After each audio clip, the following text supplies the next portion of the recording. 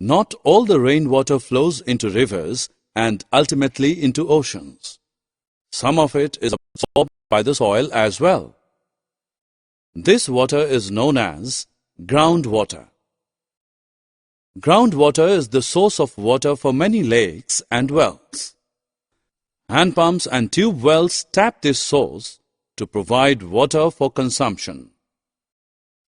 However, overuse of groundwater has led to its depletion.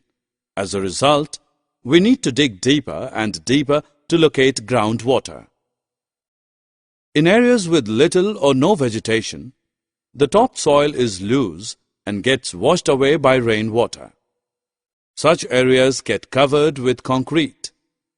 As a result, there is reduced seepage of rainwater into the ground. This also contributes to reduction in groundwater.